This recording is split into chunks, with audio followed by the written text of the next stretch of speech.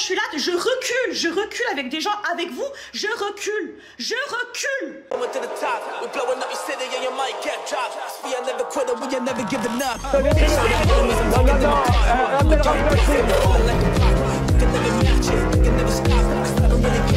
Vous fumez, monsieur. Le football, il a changé. Oui, peut-être. Ouais, c'est Laurent Delamousse, bienvenue aujourd'hui pour une nouvelle vidéo et j'espère que tout le monde va bien. Messieurs, dames, aujourd'hui on va parler de pas mal de sujets. Est-ce que je vous ai appris quelque chose? Absolument pas. Avant de partir pour cette nouvelle vidéo, c'est le moment de soutenir la chaîne et moi-même en mettant votre plus gros pouce bleu, votre meilleur commentaire, votre plus gros boost. Voilà, j'en ai rien à foutre. Vous likez, vous swipez l'espace commentaire de la droite vers la gauche, vous dépensez vos points. Si vous le faites pas, vous allez finir chroniqueur ou chroniqueuse dans l'émission Bienvenue chez Madame Berda. Et ouais. On n'oublie pas de s'abonner et d'activer la cloche pour pas rater les prochaines vidéos. On fait de même sur la chaîne principale, la chaîne Mousse, où demain je vous sors une vidéo sur Nino Arial. On me rejoint sur Instagram, sur TikTok, sur Twitch pour pas rater les lives du dimanche soir à 21h30.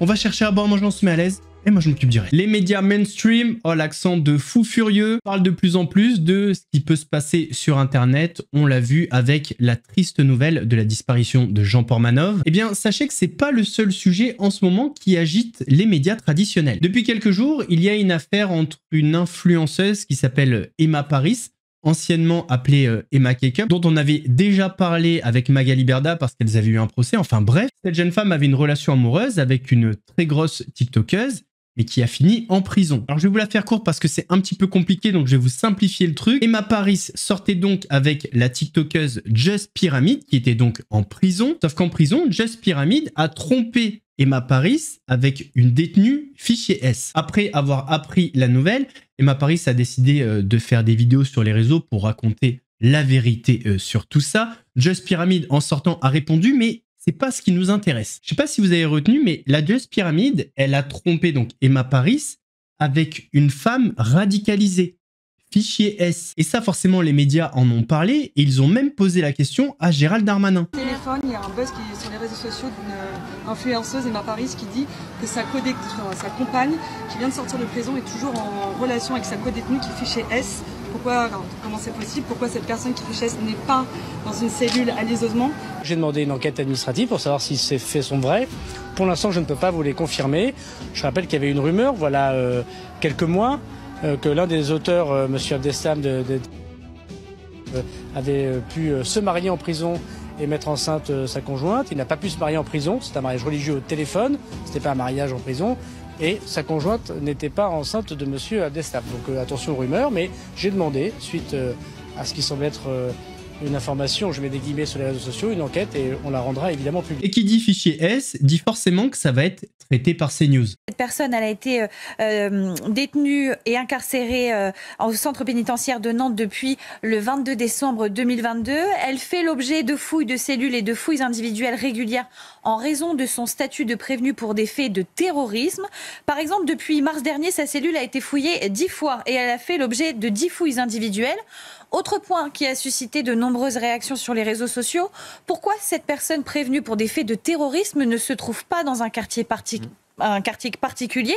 Eh bien, le ministère de la Justice nous a expliqué qu'elle avait bien évidemment fait l'objet d'une évaluation pluridisciplinaire au quartier d'évaluation de la radicalisation du centre pénitentiaire de Fresnes de décembre 2024 à février dernier. Suite à cette évaluation, une affectation en détention ordinaire a été préconisée, permettant à la prévenue, nous dit-on, de s'investir grâce au travail et de reprendre le suivi psychologique. En conséquence, la personne détenue a été réaffectée en détention ordinaire au centre pénitentiaire de Nantes, son établissement d'origine. Notons tout de même que toutes les personnes détenues ayant fait l'objet d'une évaluation en quartier d'évaluation de la radicalisation, qu'elles soient orientées en détention ordinaire, en QPR ou en quartier d'isolement, font l'objet d'un suivi par une équipe pluridisciplinaire composée d'éducateurs, de psychologues, de la mission de lutte contre la radicalisation violente. D'ailleurs, d'après les dernières informations, elle aurait été placée au quartier des arrivants. En tout cas, ce qui est intéressant, c'est de voir l'impact que peuvent avoir les vidéos aujourd'hui sur les réseaux sociaux quand elles deviennent virales. Aujourd'hui, Carnet Noir, un célèbre juge américain qui avait été élu le juge le plus gentil au monde, est décédé à l'âge de 88 ans. Ce juge s'appelait Frank Caprio. Certaines de ses vidéos avaient fait des centaines de millions de vues, elles étaient devenues virales, et c'est grâce à sa bienveillance, à sa clémence qu'il a conquis le cœur des internautes. Si vous n'avez jamais vu une vidéo de lui, voici un exemple de qui était Frank Caprio. Good morning, sir. Good morning, Judge. Mr. Carrera, you are charged with a school zone violation. Beg pardon? You are charged with a school zone violation, which means that you were exceeding the speed limit in a school zone. I don't drive that fast, Judge. I'm 96 years old and I drive slowly, and I only drive when I have to. I was going to the blood work for my boy. He's handicapped. Oh. You were taking your son to the doctor's office? Yeah. I take him for blood work every 2 weeks because he's got cancer. You are a good man. You are a good man. You really are what America is all about. Here you are in your 90s, and you're still taking care of your family. That's just a wonderful thing for you. Well, how old is your son? 63. Yeah. And Daddy's still taking care of him, right? I only drive when I have to. Yeah. You see that young man over there? That's my son. Now, he's looking at me saying, Dad, when you're in your 90s, you're going to be driving me around. You're setting a bad example for my kid. You're putting a lot of pressure on me. Listen, sir, I wish you all the best. I wish the best for your son, and I wish you good health. And your case is dismissed. Good luck to you and God bless you. Thank you. Depuis quelques jours, il y a une très grosse polémique dans le monde du rugby. Voilà, vous savez que j'ai joué pendant assez longtemps au rugby, donc je regarde toujours ce sport, je suis intéressé par ce qui se passe autour. En fait, pendant les férias de Dax, il y a une influenceuse qui dansait sur des tables dans un bar de Dax, sauf qu'à un moment donné, on voit un homme soulever sa jupe.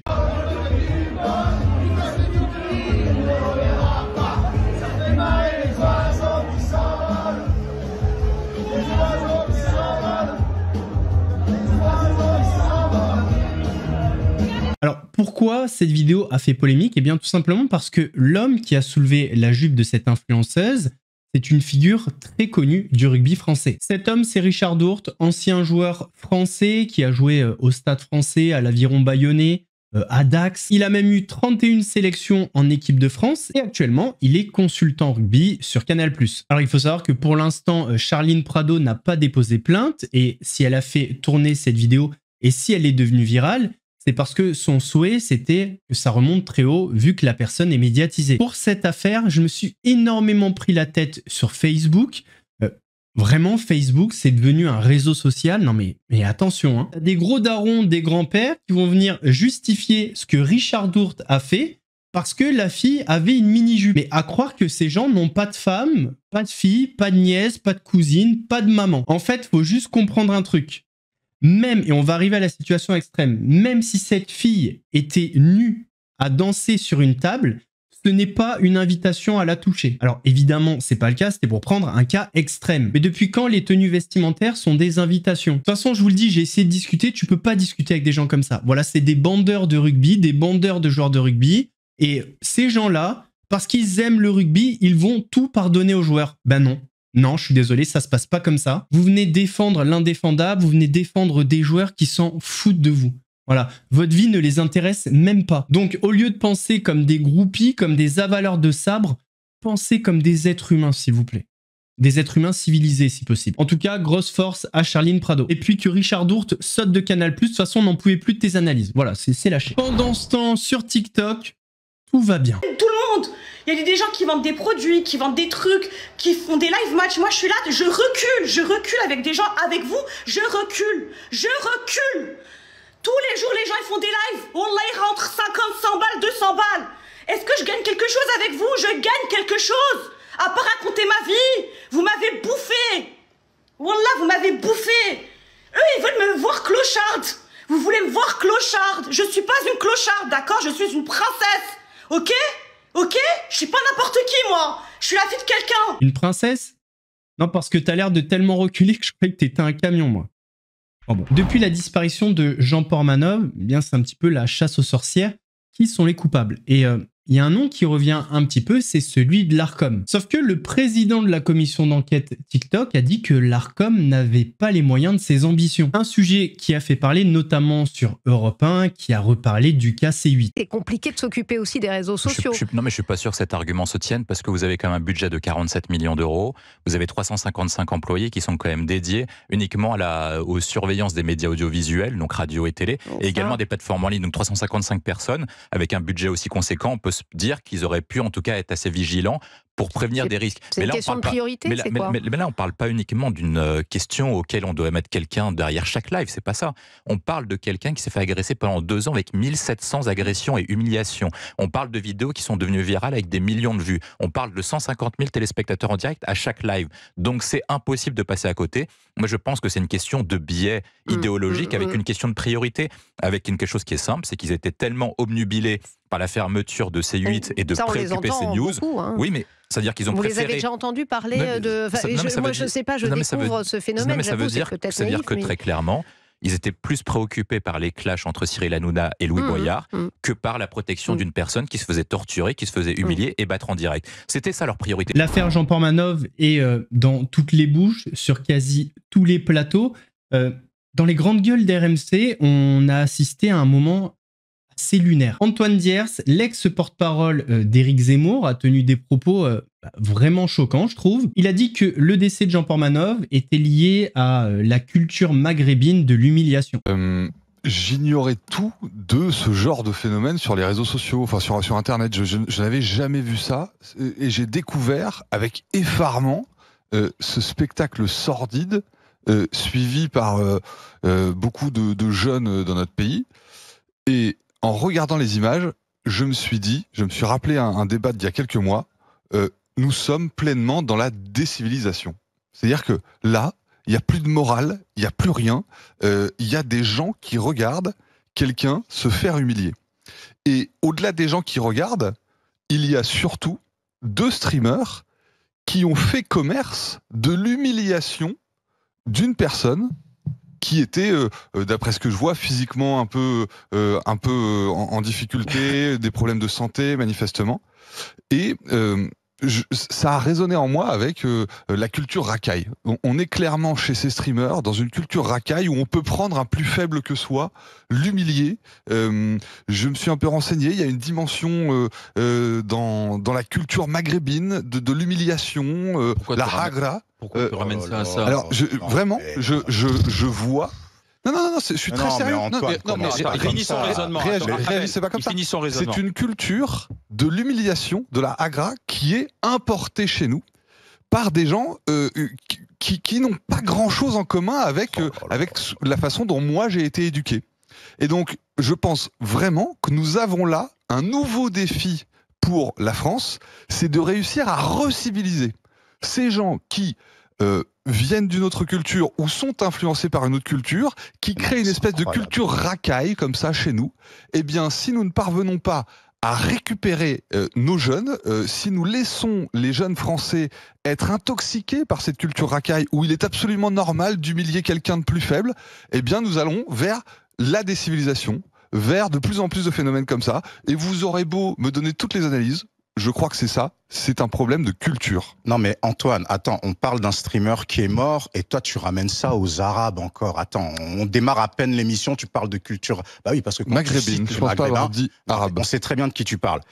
Pour recontextualiser, parce que tu vois, faut pas parler comme un idéologue sur ces sujets, faut connaître. Tu as dit en introduisant ton propos que tu as découvert ce phénomène. Oui, c'est un phénomène qui est là depuis longtemps. Donc, comme on dit, quand on connaît pas, mieux vaut être modéré.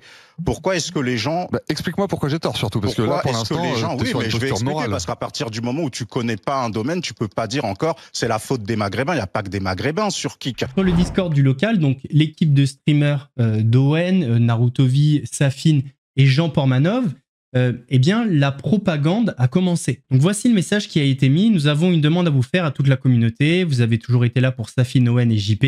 Vous les avez toujours défendus. On peut dire ce qu'on veut de la commu, ça s'insulte, ça trash, ça chambre. mais au final, c'est la communauté la plus soudée de France. Pas trop abusé. Je parle des vrais, ceux qui taquinent, mais qui, quand on touche au streamer, ne laissent rien passer. Faut quand même savoir que c'est une communauté de harceleurs, hein.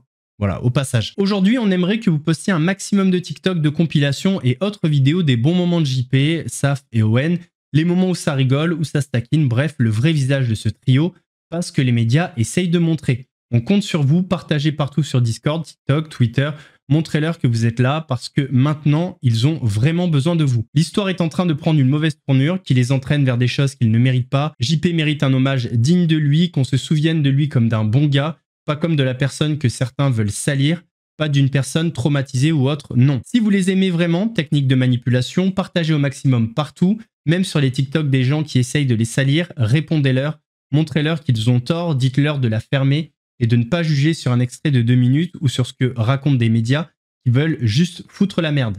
Prêchez leurs bonnes actions, leurs vraies paroles, faites-le pour JP, faites-le pour sa famille afin qu'elle voit de belles choses et non des mensonges pour qu'on élève la mémoire de leur enfant au lieu de la rabaisser. Oh, le culot quand même de rejeter la faute sur des personnes. Il faut savoir qu'il y a 1700 clips qui existent où on voit JP être humilié et maltraité. Et le pire, c'est que ça s'est passé. Quand vous allez sur TikTok ou sur Twitter, vous voyez des clips de personnes qui disent « Non, mais c'est pas la vérité. Voici des moments où ils rigolaient, où ils étaient complices. Vous n'arriverez pas à nous pisser dans la tête comme on vous a pissé dans la vôtre.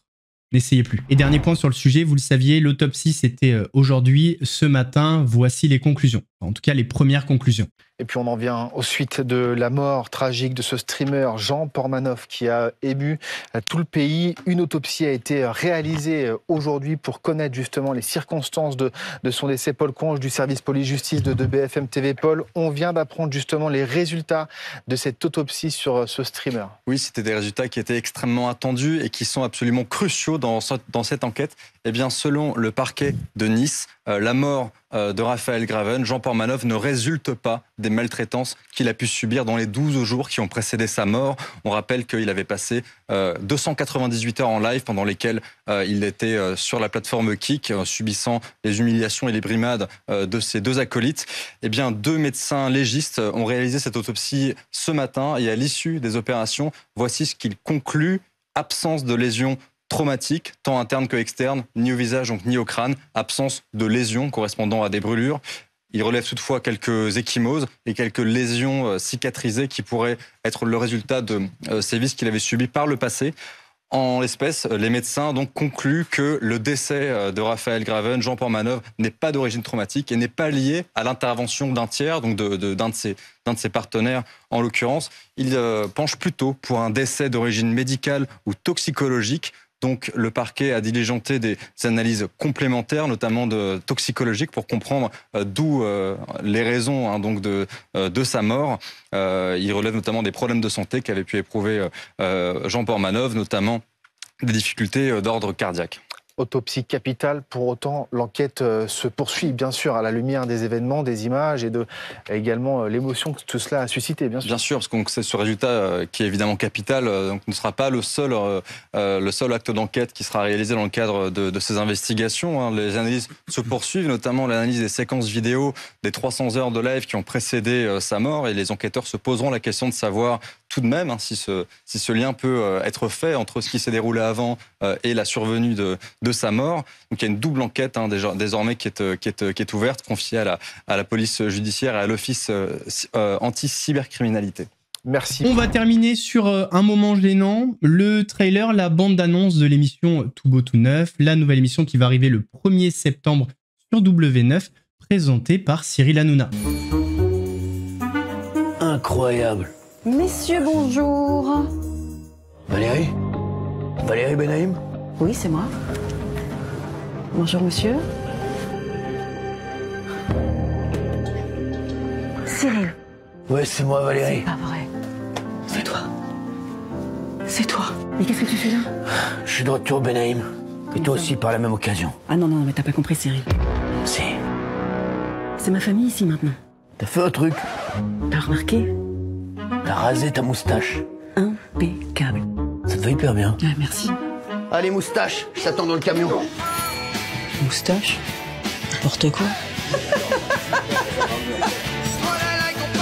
Messieurs, dames, on arrive à la fin de cette vidéo. J'espère qu'elle vous a plu. Si c'est le cas, votre plus gros pouce bleu, votre meilleur commentaire.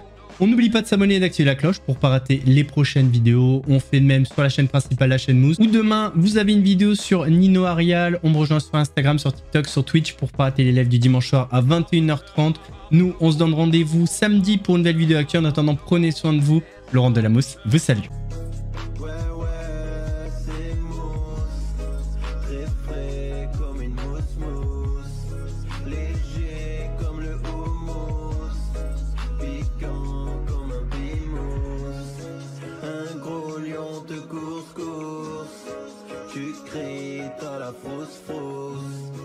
J'arrive à la rescousse.